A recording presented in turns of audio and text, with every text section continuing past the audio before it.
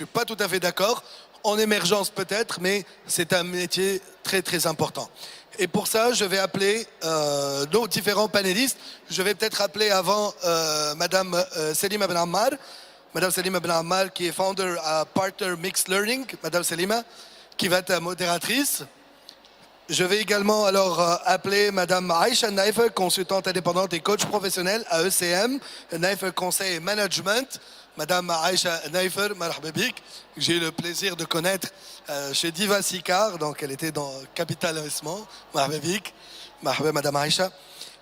Monsieur Chihib Boudan, notre ancien ministre de l'enseignement supérieur et de la recherche scientifique, président de l'association Jeunes Sciences de Tunisie, Saïd Louazir, marhaba bik. Et last but not least, Sayed Walid Daas, gestionnaire de projet d'accompagnement chez Mixed Learning. Voilà. Les deux Mixed Learning se chargent également de la formation et de l'accompagnement déjà des jeunes entrepreneurs qui participent à Rieda Awards. Voilà. Donc c'est parti pour à peu près 35 minutes, vu qu'il commence un peu tard. À vous de jouer. Bon panel. Merci beaucoup.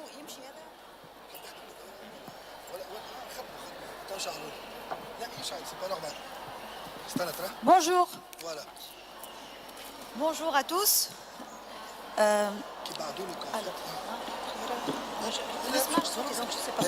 C'est bon? Très bien. Merci beaucoup. Alors, nous abordons dans ce panel la problématique de l'accompagnement. Nous sommes des accompagnateurs, nous avons eu le plaisir de travailler ensemble sur plusieurs projets et le dernier c'était Souk Talmien. Donc on est face à une problématique sur le métier de l'accompagnateur. C'est un flou qui entoure ce métier, sa définition. Et donc nous avons décidé, Walid et moi, de faire ce panel pour aller rencontrer ces accompagnateurs qui nous aident depuis un bon moment sur leur manière de gérer et de définir ce métier-là et comment ils s'en sortent par rapport au flou qui le caractérise. Donc je vous remercie d'avoir répondu à notre invitation. Donc Aïcha, Chihib et Walid. Je vais introduire le sujet par une anecdote pour nous réveiller un peu, à travers une hyperbole qui est celle de Alice au pays des merveilles. Donc,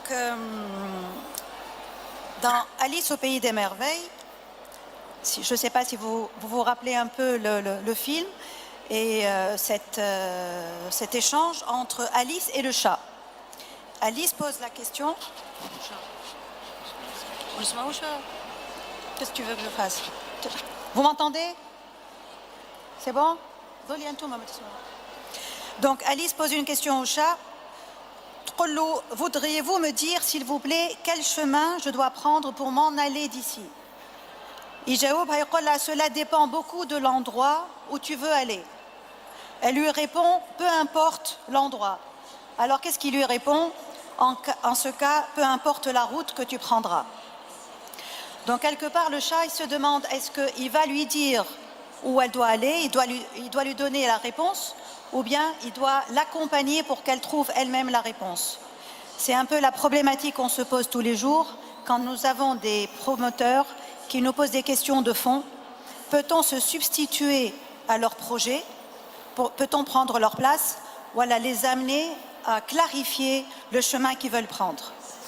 Donc c'est là où j'interpelle l'expérience de nos accompagnateurs et invités et je les invite à nous donner leur expérience, leur témoignage, comment ils s'en sortent face à cette problématique. Donc je peux commencer par Aïcha. Si tu veux te présenter rapidement, Aïcha.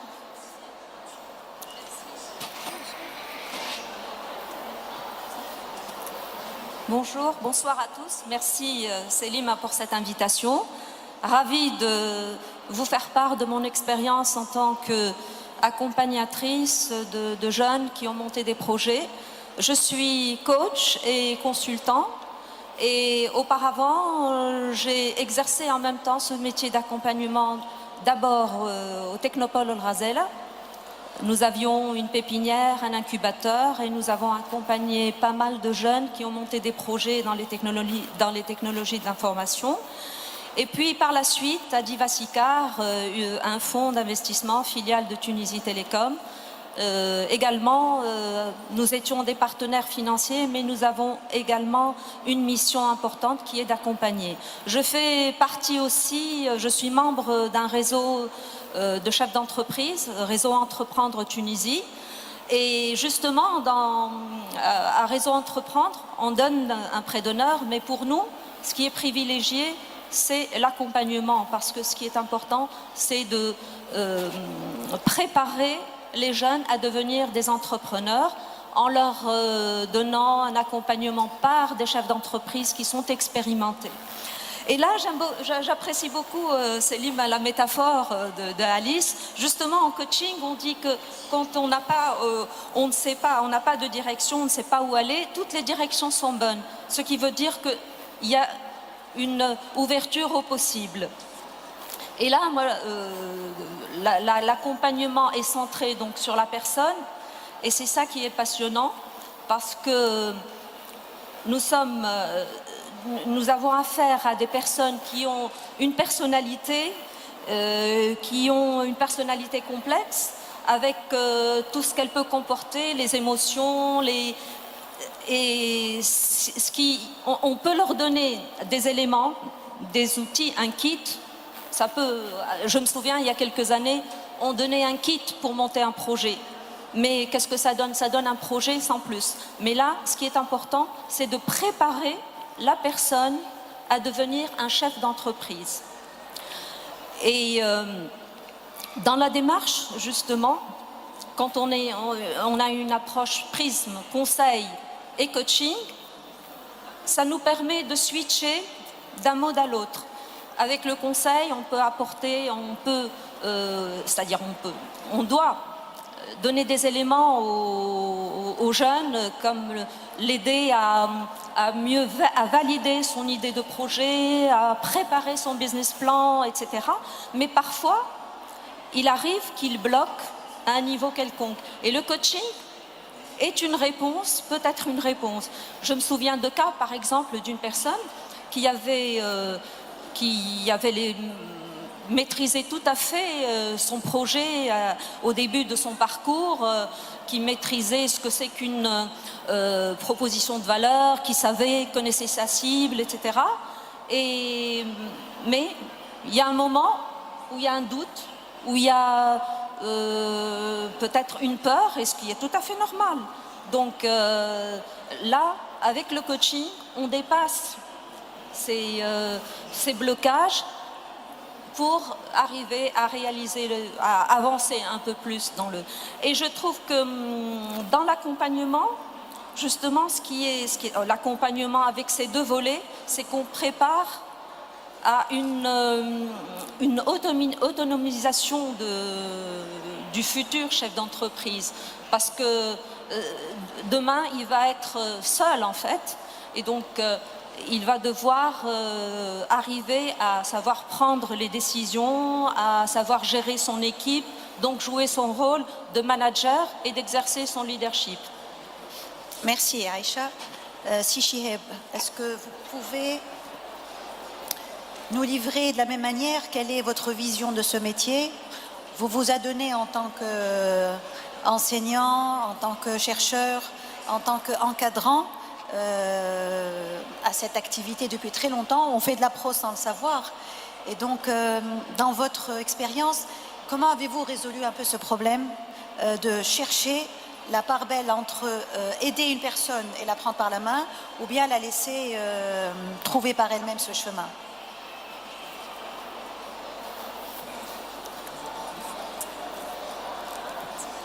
Bonjour à tous, donc merci Célim, et ravi d'être parmi vous aujourd'hui pour partager un peu cette expérience avec vous.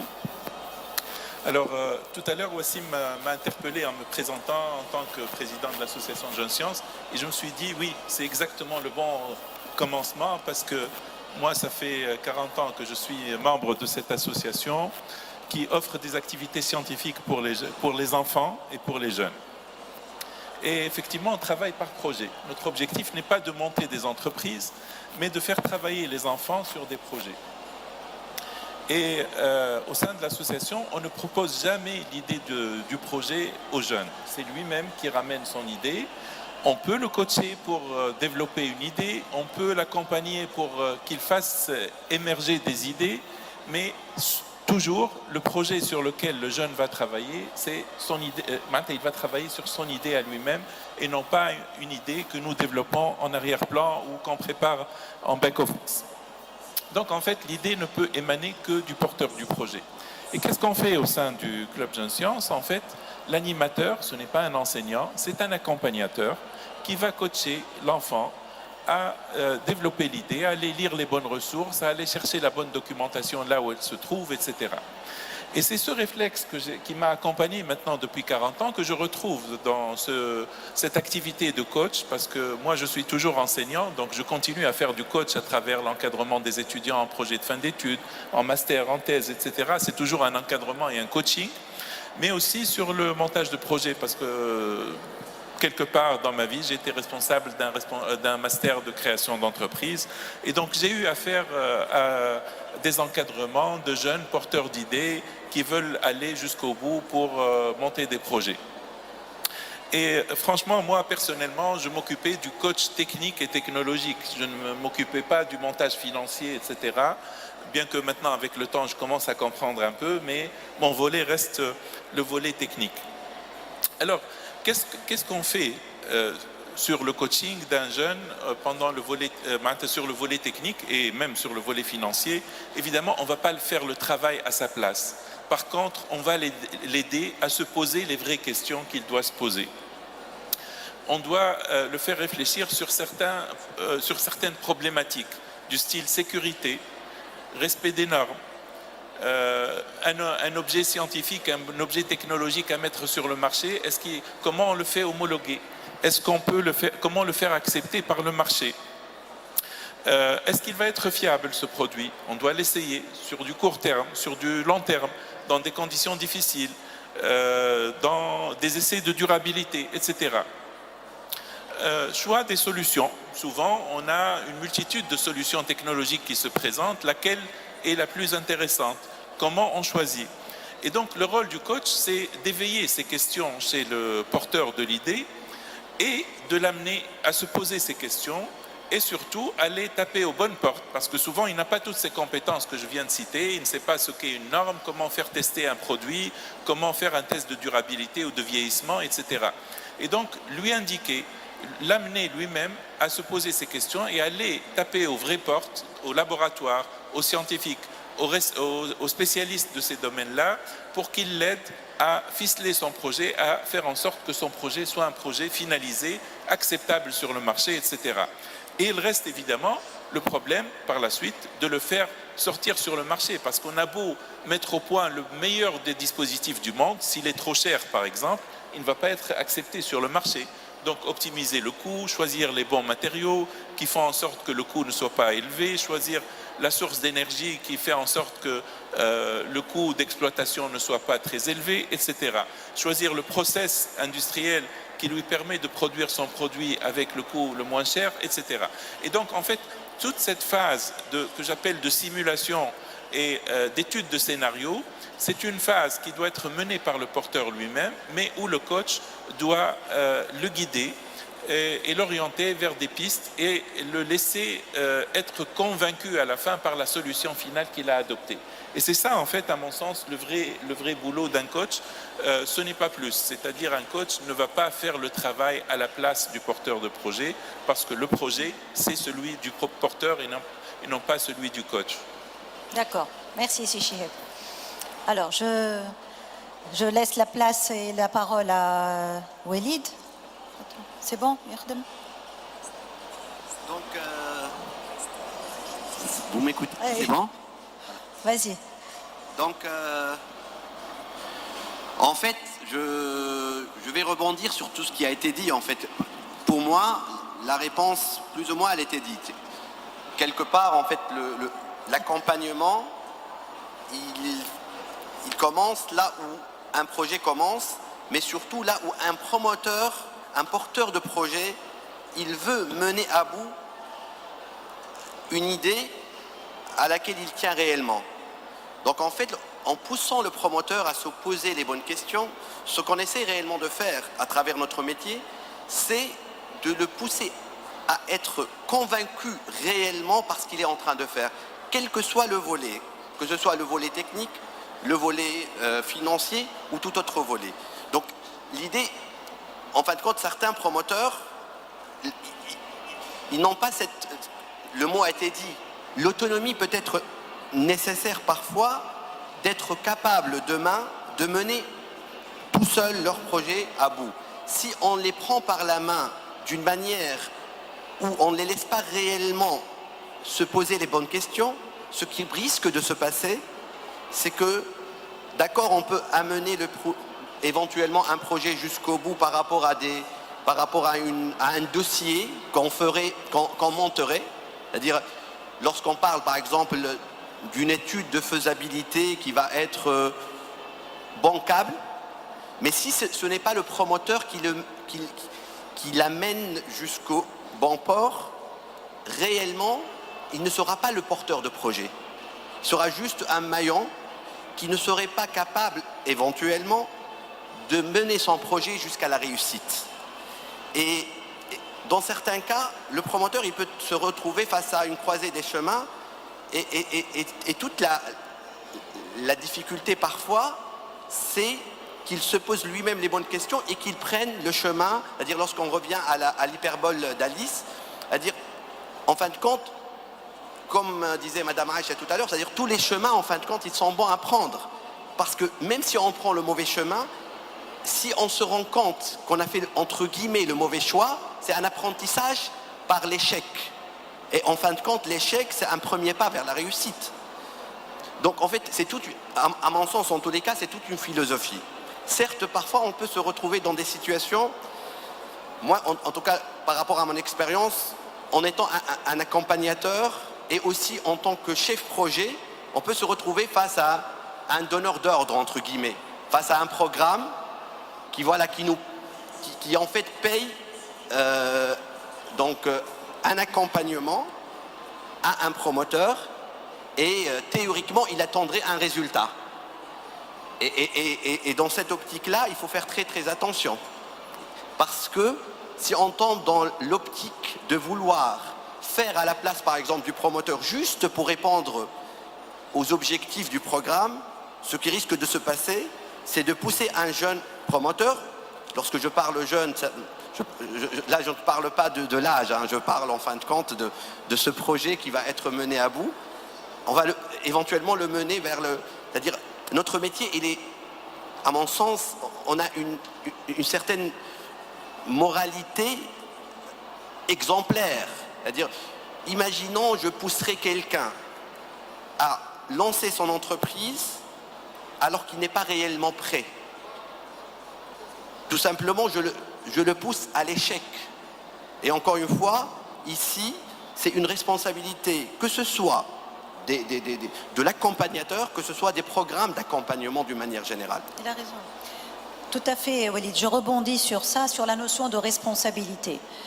Parce que quelque part, dans notre métier d'accompagnateur, nous sommes face à un paradoxe. Le paradoxe, c'est que nous aidons les autres à devenir autonomes. Donc, on leur demande de se débrouiller, mais avant qu'ils ne puissent se débrouiller tout seuls, ils ont besoin d'aide. Il y a un paradoxe, c'est que où se situe notre responsabilité et jusqu'où elle s'arrête, et quand commence la responsabilité du porteur de projet ou du créateur d'entreprise. Donc cette notion de responsabilité, j'aimerais, justement, on va en parler, si tu veux, Aïcha. Je te cède la parole. Qu'est-ce que tu penses par rapport à cette notion de responsabilité ? Moi, je pense qu'en tant qu'accompagnateur, nous avons une responsabilité de moyens et non pas de résultats. Donc le résultat, c'est la propriété de la personne qui est accompagnée. Et c'est à nous justement de faire en sorte, c'est-à-dire de lui poser les bonnes questions. Et c'est là où, quand il y a un volet coaching, et d'ailleurs nous sommes tous les trois, je crois, coach. Donc ce qui est intéressant, c'est de justement, à travers les questions, comme si on tendait un miroir à la personne accompagnée pour qu'elle voit réellement ce dont elle est capable, le potentiel, mais aussi les manquements. Et c'est là toute la difficulté, justement, c'est de faire ressortir les manquements. Et est-ce qu'on peut il y a des choses à faire, ce qu'il faut faire pour pouvoir avancer et aller à une étape supérieure ou différente, peut-être. Donc je te rejoins sur l'idée du questionnement réflexif qui amène un porteur d'idées ou de projet à se projeter, mais je rejoins l'idée de Walid dans la responsabilité d'un accompagnateur quand il se retrouve face à une personne qui n'a pas du tout le potentiel entrepreneurial. Et donc, où commence et où s'arrête notre responsabilité pour lui dire « tu n'es pas fait pour ça ». Est-ce qu'on le dit ou alors on le laisse faire sa propre expérience, ses propres échecs pour dire finalement je n'en ai pas les capacités. Justement, il faut qu'on arrive à lui faire, on arrive à lui faire prendre conscience de cela. Et donc c'est à lui de prendre la décision d'avancer s'il voit que réellement, s'il a du potentiel, mais s'il n'en a pas, qu'il peut voir autre chose, ou alors peut-être qu'il peut avancer, mais avec des supports, d'autres supports, ou un travail sur le développement personnel. Je ne sais pas si par exemple quelqu'un qui vraiment n'a pas de leadership, peut-être là par exemple, il peut travailler sur son leadership, ou sur sa manière de communiquer. D'accord. Voilà. Shihab. Je crois que là, en fait, c'est une question délicate, la responsabilité. Autant nous avons la responsabilité de faire aboutir le porteur de projet à arriver jusqu'à la création de son projet. Et autant aussi, nous avons la responsabilité de faire en sorte que ce projet soit le plus fiable que possible, c'est-à-dire qu'il a une probabilité élevée de vivre au bout de 3 ou 4 ans ou plus tard. Autant, évidemment, la responsabilité est celle aussi du porteur lui-même, parce qu'on n'est pas les porteurs du projet lui-même. Et donc, du coup, on doit l'accompagner. Alors, comment on doit lui faire en sorte qu'il se pose les vraies questions et les vraies difficultés. Parce que souvent, il ne voit pas les difficultés, ou comme vous dites, il n'a pas le potentiel entrepreneurial, mais ça se développe. C'est quelque chose qui se développe. Et évidemment, on ne peut pas être cassant en lui disant tu n'as pas telle ou telle compétence, ou tu n'as pas telle ou telle possibilité, ou on ne peut pas lui dire que son projet n'est pas viable. Tout ça n'est pas quelque chose qu'on peut dire, parce que ça peut casser l'esprit et la dynamique du jeune. Par contre, on doit l'amener lui-même à mettre le doigt sur ses points faibles et à demander lui-même mais comment je peux améliorer ceci. Et ça, c'est très important. Donc, ce comment, là aussi vient notre responsabilité pour lui dire, là, tu dois prendre tel cours, là, tu vas avoir tel stage, là, tu vas faire telle formation, là, tu dois passer par tel ou tel processus, etc. Et donc, en fait, la responsabilité du coach est un peu délicate, parce que d'un côté, on doit ménager le porteur pour ne pas casser l'ambition qu'il a et la volonté qu'il a de créer, mais de l'autre côté, on ne peut pas le laisser aller face à un mur lorsqu'on sait que souvent il y a des difficultés ou des limites dans ce qu'il peut faire ou ce qu'il peut développer comme idée. Walid. Moi, je partage parfaitement ce qui vient d'être dit par Shihab, tout en insistant sur le fait que notre responsabilité, en tout cas en tant qu'accompagnateur, c'est vraiment de ne pas lâcher le promoteur. Lorsque je dis ne pas le lâcher, ça veut dire être avec lui dans toute la démarche, mais ne jamais se substituer à lui et garder cette distance suffisante pour que le promoteur arrive réellement à se rendre compte par lui-même. Donc l'idée, en fin de compte, c'est aussi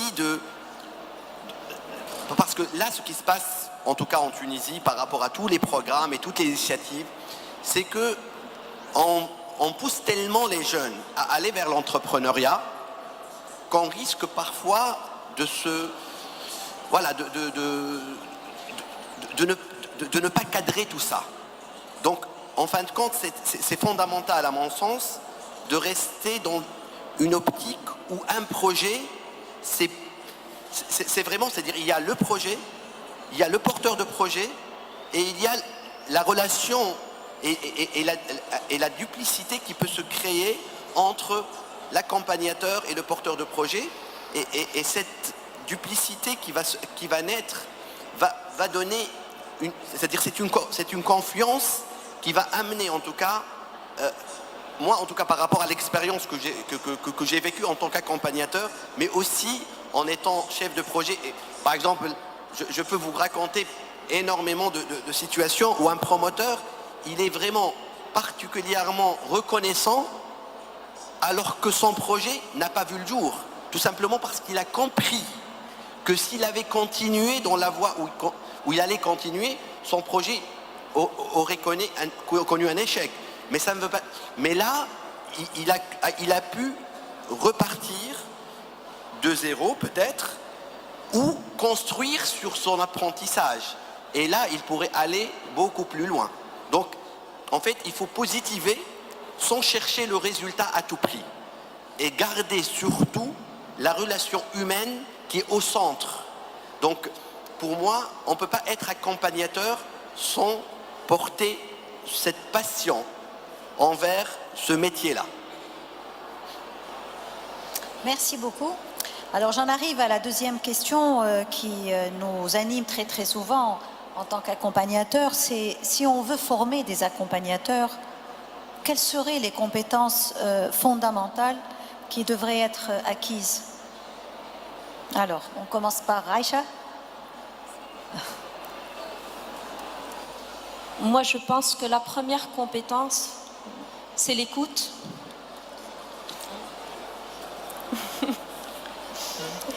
Et puis l'empathie aussi. Mais en même temps, il faut être... Vas-y.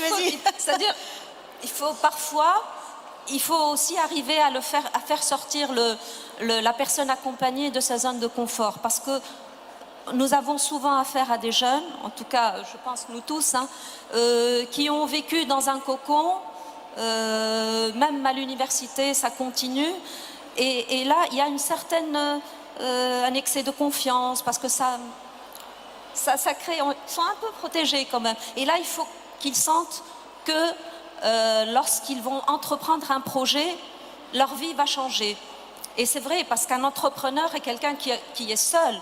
Et c'est à nous, justement, de l'aider à ne pas se sentir seul quand il va devenir entrepreneur et pour prendre les décisions, pour faire le saut dans le vide, il faut qu'il sente qu'il est accompagné quelque part, enfin il y a des parachutes qui sont les accompagnateurs. Donc toi tu mets le doigt sur un soft skills de l'accompagnateur, c'est-à-dire une compétence, une habileté d'abord à l'écoute et à l'empathie.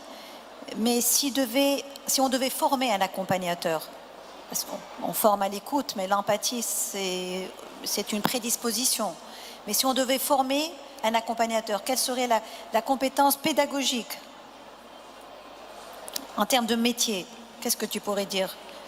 On peut aussi donner la parole à Sichiheb ou à la Walid. Pour l'écoute, en fait, il faut qu'il se fasse coacher. Qu'il fasse, c'est vrai, un travail sur soi-même. D'accord. Personnellement, c'est pas un don. Enfin, si j'ai une petite compétence dans ce domaine, c'est parce que j'ai fait aussi du coaching. Et donc là, un travail sur moi-même. Et je pense que c'est la même chose pour nous tous. Et là, d'abord, il faut avoir l'humilité de faire une introspection par rapport à soi, si on veut être un véritable accompagnateur. Parce qu'accompagner, c'est une relation de partenariat avec la personne. Donc, il y a aussi de l'humilité. Bon, par rapport à la formation, je ne sais pas... Bon, personnellement, je ne vois pas ce qu'on peut faire comme formation. Je ne me suis pas du tout entendu avec Madame Aïcha Naifer sur ce que j'allais dire. Mais lorsque Selim a posé la question, j'ai tout de suite écrit écoute. Effectivement, écoute, c'est la caractéristique d'un coach qu'il faut développer. Mais j'ai noté aussi capacité de persuasion et capacité à convaincre. Parce que très souvent, vous allez avoir un porteur de projet qui est tout à fait convaincu d'une idée et vous allez voir que cette idée n'est pas réalisable dans un contexte soit technologique, soit de marché, soit autre. Et il faut arriver à convaincre le porteur que cette idée, sans toutefois casser ses ambitions et ses rêves, mais l'amener justement à comprendre et à assimiler par lui-même que cette idée est à reviser ou à revoir. Donc ce sens, parce qu'il faut un débat continu, il faut le prendre pratiquement à l'usure en quelque sorte pour aboutir à cela sans toutefois casser encore une fois ses ambitions. Il faut être patient dans ce débat-là et en quelque sorte c'est un débat, j'ai écrit le mot diplomatie entre guillemets parce qu'au fond c'est ça. Il faut être assez diplomate avec le porteur de projet pour qu'il aboutisse justement à mettre les pieds sur terre, être réaliste, aboutir à une idée réalisable sans toutefois tuer l'ambition qu'il a. L'autre caractéristique qu'on doit avoir, mais je crois que c'est intrinsèque, il faut être sincère avec le porteur de projet, il faut qu'il y ait une relation de confiance. Parce que sans cette relation de confiance, on ne peut pas continuer à travailler ensemble. D'abord, lui, il va dévoiler son idée. Et souvent, il a peur de dévoiler son idée. Si cette confiance n'y est pas, s'il n'y a pas une confiance entre lui et son coach, il n'ira jamais jusqu'au détail de son idée. Et si on ne travaille pas ensemble sur les détails de l'idée, on ne peut pas faire aboutir l'idée.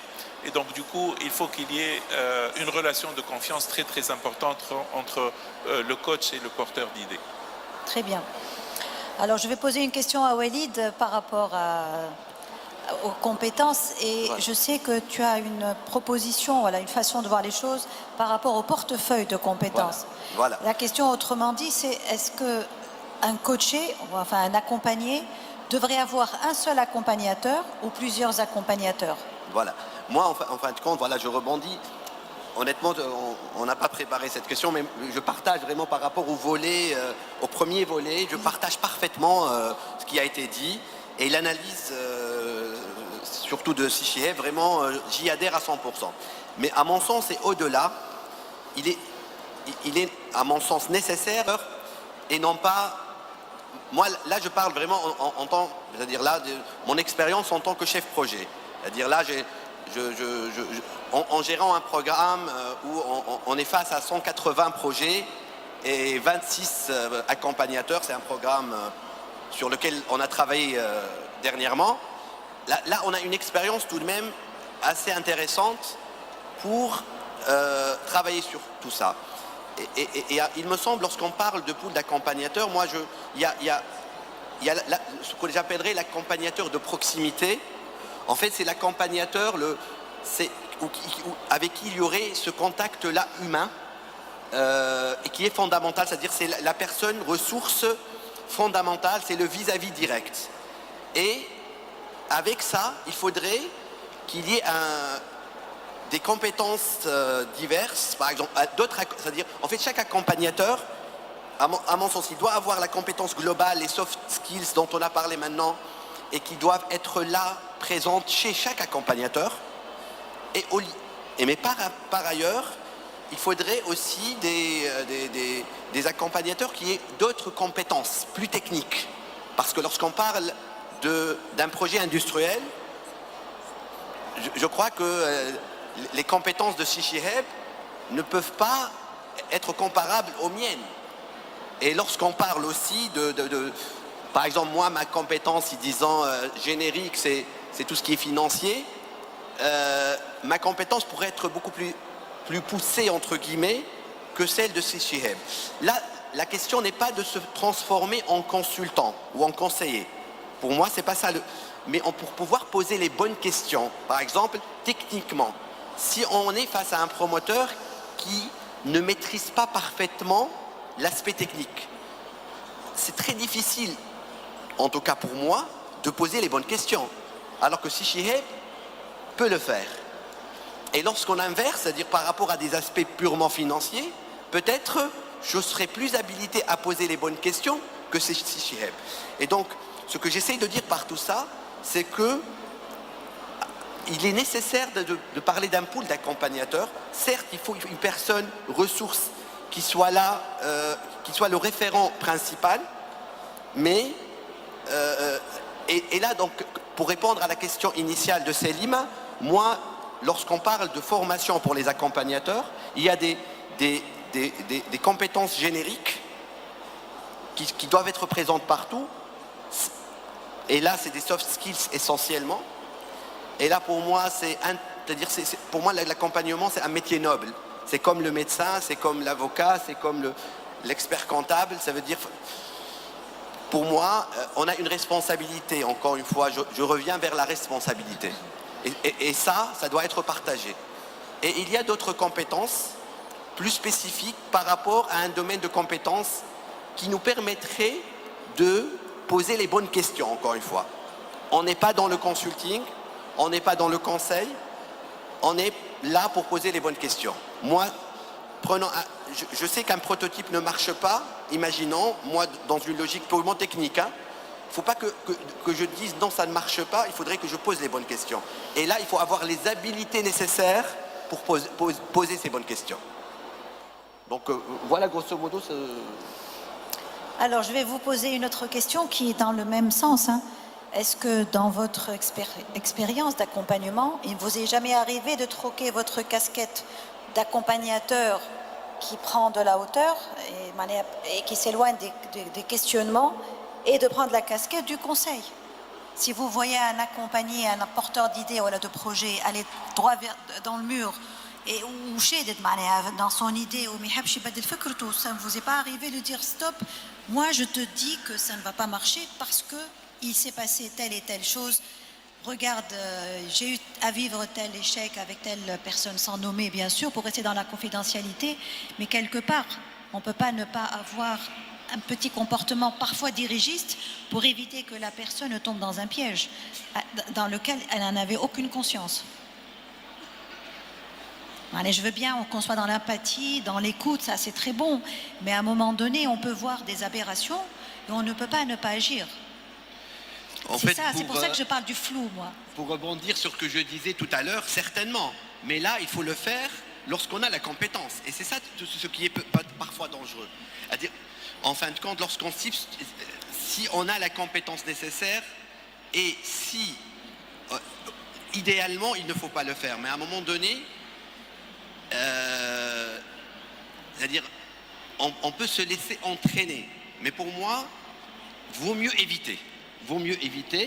Mais si on se laisse entraîner parce qu'on sent que voilà, on est face à une situation critique éventuellement, si c'est le cas, il faudrait avoir la compétence parfaitement pour vraiment donner le bon conseil. Moi je pense que effectivement nous avons deux casquettes. Certains d'entre nous ont souvent deux casquettes, celle de coach, mais aussi celle de conseil. Et là, quand réellement on voit que la personne va vers le mur, il faut lui dire d'abord que là, en tant qu'expert dans ce domaine, je vous dis que vous risquez de... Je pense que là, il faut avoir l'honnêteté de le dire, mais qu'il sache pourquoi. Et si je n'ai pas l'expertise, par exemple, je vois parce que j'ai une intuition professionnelle que la personne va vers le mur, là je peux lui dire, je m'associe à une expertise, vous pouvez en parler, voilà, la mettre en contact. Et là justement, je ne suis pas tout à fait d'accord avec toi, Walid, par rapport au nombre de personnes qui pourraient accompagner. Je pense qu'il faut avoir un accompagnateur, mais que l'accompagnateur ait l'humilité de connaître lui-même aussi ses limites. Lorsqu'il est face à un problème pour lequel il ne peut pas donner de réponse, il faut qu'il ait l'humilité de faire appel à une expertise dans le domaine pour faire avancer le promoteur, parce que le sens de l'éthique est la première compétence d'un coach. Rebondir en tout cas par rapport à ce que vous disiez, Aïcha. En fait, moi, c'est pour cette raison que j'ai insisté sur l'accompagnateur de proximité. Le vrai accompagnateur, c'est celui que j'ai appelé l'accompagnateur de proximité. Par contre, ce que je veux dire, c'est que dans certains cas, par exemple, lorsque le projet est techniquement très... C'est-à-dire, l'aspect technologique, il est fondamental dans le projet. La deuxième compétence, elle est fondamentale aussi. Donc, mais je reste convaincu que le vis-à-vis principal, il doit être une seule personne, et c'est ça le vrai accompagnateur. Mais, et c'est là où on est peut-être, on a une petite différence d'avis. Moi, en fin de compte, même les autres personnes, je préfère qu'elles soient, non pas, elles n'interviennent pas en tant qu'experts, elles doivent tout de même intervenir en tant qu'accompagnateurs. Pourquoi? Parce qu'il faut qu'elle pose les bonnes questions. C'est-à-dire, si je l'envoie vers un expert pour qu'il lui dise non, ce prototype ne marche pas, je ne sais pas. Je suis dubitatif par rapport à la démarche d'accompagnement. Si Chiheb. Moi, je pense aussi qu'il faut un vis-à-vis, d'abord, qui est responsable, un coach direct. Mais il ne peut pas tout connaître, particulièrement lorsqu'il s'agit d'un projet où il y a de la technologie, où il y a un projet multifacette. Et donc, il faut faire appel à des experts à chaque fois qu'il le faut. Et évidemment, ces experts ne sont pas des experts au sens où ils vont donner du conseil, mais ils vont encore servir comme accompagnateurs ou comme coach eux-mêmes. Parce que là aussi, ce n'est pas la mission. Mais sinon, oui, il m'est arrivé d'avoir des idées de projets devant moi où je vois que ça n'aboutit pas. Et rarement j'ai dit non, ça n'aboutit pas. Mais la plupart du temps, j'accompagne la personne chez le spécialiste parce que je ne suis pas spécialiste non plus de tout. Et donc on va ensemble dans un laboratoire, on va voir un professeur, on va voir un pool d'experts, etc., qui peuvent donner un avis, qui peuvent l'amener à faire un test. Il m'est arrivé de faire des tests à des porteurs d'idées ou de projets pour leur dire voilà, on va essayer de faire cette pièce, voir comment ça aboutit, où est-ce que ça aboutit, quel coût ça a, quelle résistance mécanique ça a, etc. Et donc les amener à toucher par eux-mêmes la difficulté et dire que là il y a problème et là je m'arrête, c'est plus convaincant que d'aller lui dire non, ça ne marche pas, c'est mon intuition ou mon expérience. Parce que souvent, aussi, quelqu'un qui a la caractéristique d'être promoteur, il a aussi du caractère et souvent il a un peu, comme on dit, son mot à dire. La tête sur les épaules. Pas forcément bien pleine, mais il a des convictions sur lesquelles il ne veut pas changer, quoi. Voilà. Pour dire appeler un chat, parfois nous tombons sur des promoteurs et c'est normal. Ils sont têtus dans le sens positif, c'est-à-dire qu'il y a de la pugnacité. Je dis même qu'ils sont amoureux de leurs produits, de leurs projets, et donc leur faire changer petit à petit d'angle de vue, c'est pas aussi facile qu'on le croit. Wally, tu vas ajouter quelque chose? Juste pour dire que voilà, ça aussi, c'est pour cette raison, par exemple, lorsqu'il y a des concours, par exemple, si on élimine des gens, parfois on se retrouve face à des situations où on vous dit moi, mon idée méritait d'être la dernière et ainsi de suite. Et pour moi c'est positif dans l'absolu. Pourquoi c'est positif? Parce qu'il faut croire vraiment dans notre volonté à aller jusqu'au bout, et donc après il faut aussi rester dans le réalisme et rester à l'écoute. Et parfois on parle de l'écoute de l'accompagnateur, mais aussi s'il y a des promoteurs qui sont là parmi nous, c'est très très important que eux aussi ils fassent épreuve, c'est-à-dire ils sont prêts à l'écoute. Et là on vit une expérience géniale ces 3 jours avec un certain nombre de promoteurs qui ont été retenus dans le cadre du concours LIED, et j'espère que grosso modo on a travaillé ensemble et ça leur a permis de regarder leur projet autrement, et ça n'a pas de prix. Merci à vous trois. En tout cas, si je peux faire une petite synthèse, c'est que l'accompagnement, ce n'est pas une affaire d'accompagnateur uniquement, mais c'est une affaire de co-responsabilité entre les deux. Le porteur de projet, il est investi d'une responsabilité sur lui-même, il doit se prendre en charge. Et l'accompagnateur, il a une mission pédagogique, d'amener l'accompagné à une autonomie pour des solutions durables et non pas juste pour ouvrir la solution, enfin le problème du projet. C'est vraiment l'inscrire dans un avenir qui soit durable. En tout cas, merci à vous trois, c'était très instructif et au prochain salon Rieda. Merci, merci à vous. Merci, merci Salim, merci à toute l'équipe, à nos honorables donc panélistes. Et maintenant, donc justement, tout d'abord, je vous recommande d'utiliser le hashtag Rieda pour poster vos commentaires, pour publier vos photos. On va les traiter, puis on va les publier sur le mur.